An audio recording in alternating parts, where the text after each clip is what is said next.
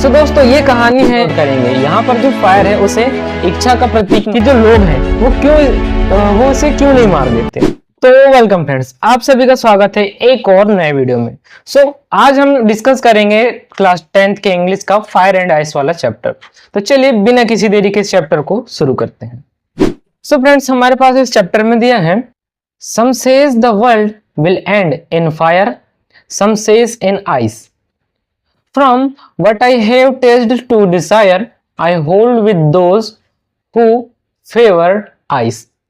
तो यहाँ पर इस चैप्टर के जो पोएट हैं मिस्टर रॉबर्ट फ्रोस्ट, वो बताते हैं कि कुछ लोगों का कहना है कि दुनिया आग में खत्म होगी, कुछ लोगों को कहना है कि दुनिया आग में खत्म होगी और कुछ लोगों का कहना है कि दुनिया बर्फ में खत्म होगी।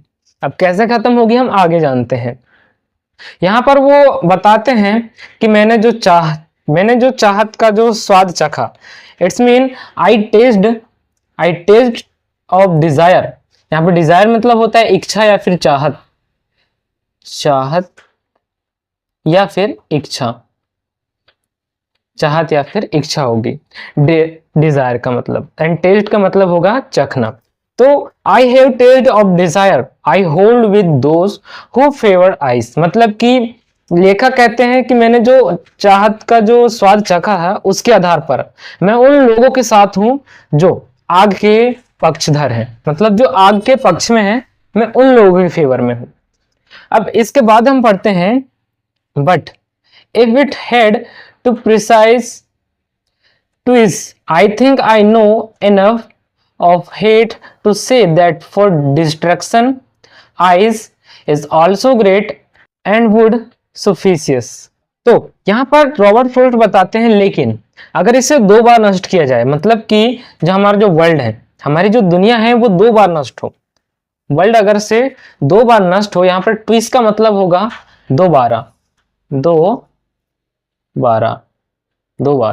अगर से हमारी जो दुनिया है वो 2 बार नष्ट हो, तो मुझे लगता है कि मैं नफरत के बारे में इतना जानता हूं कि वह कर सकती है, वो इतना विनाश कर सकती है, लेकिन विनाश करने के लिए बर्फ भी महान है। जो फायर है वो तो दुनिया को नष्ट कर सकती है, लेकिन जो आइस है वो भी इतनी यानी कैपेबल है कि वो वर्ल्ड को डिस्ट्रॉय कर दे। अब यहाँ पर आप लोग देखो दोस्तों, यहाँ पर देखेंगे दोस्तों, जो फायर है इसे हम इच्छा से डिनोट करेंगे। यहाँ पर जो फायर है उसे इच्छा का प्रतीक माना गया है, इच्छा का। अगर हम देखें तो यहाँ पर फायर को इच्छा के लिए डिनोट कर रहे हैं, और यहाँ पर जो आइस है, आइस इसे क्रोध मीन्स ईर्ष्या इसके लिए डिनोट किया जा रहा है। यहाँ का मतलब, यहाँ पे फायर का मतलब होगा इच्छा एंड आइस का मतलब होगा ईर्ष्या। अब मैं आपको एक छोटी सी स्टोरी के थ्रू बताऊंगा कि इच्छा और ईर्ष्या के थ्रू दुनिया किस तरह नष्ट हो जाती है।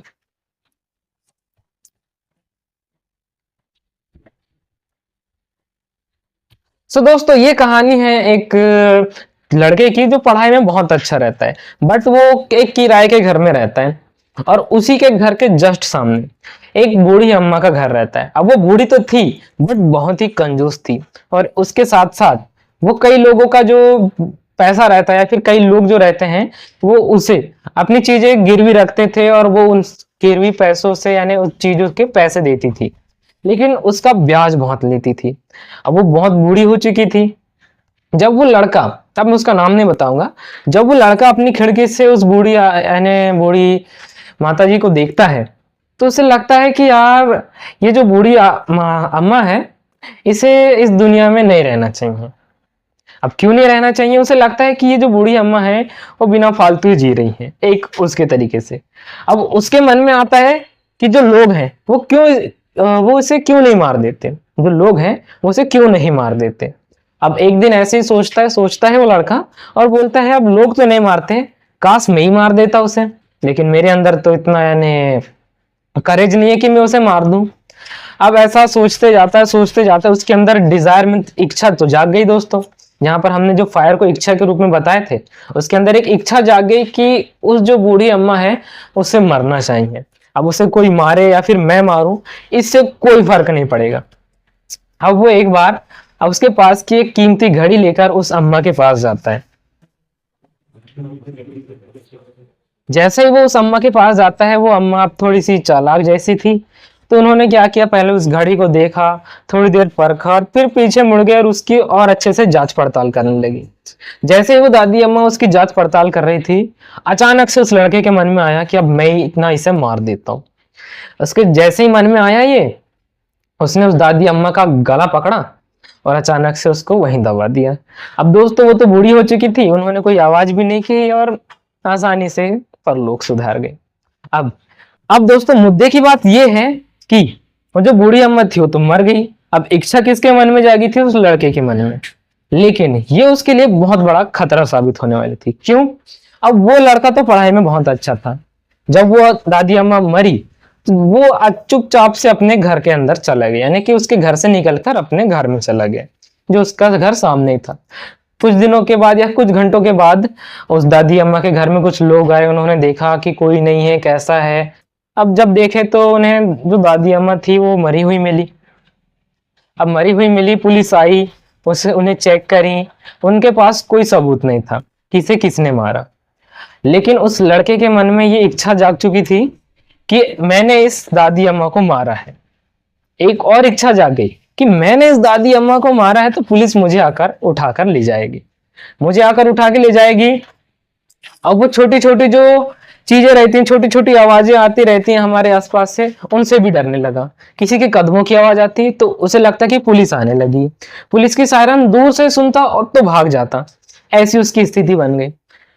वो बिल्कुल ऐसा डर डर के सहमा सा रहने लगा। अब उसे लगा यार मैंने तो मार दिया हूं, मैं खुद ही क्यों ना जाके कबूल कर लूं कि पुलिस मुझे पकड़ के ले जाएगी, पूरी झंझट ही खत्म हो जाएगी कि कब पुलिस मुझे आए और कब मुझे ले जाए। उससे बढ़िया मैं ही चले जाता हूँ पुलिस के पास।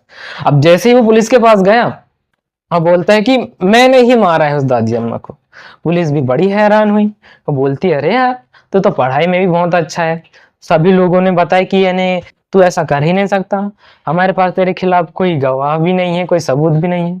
फिर भी वो लड़का उस पुलिस वाले को बोलता है कि नहीं मैं नहीं मारा है। अब उस पुलिस वाले ने उस लड़के को जैसे तैसे मनाया, या फिर उस पुलिस वाले ने माना कि इसने मारा होगा। अब ये लोग गए उस दादी अम्मा के घर में और फिर से जांच पड़ताल की, सबूत ढूंढे, फिर कोई सबूत नहीं, वो लड़का बरी हो गया।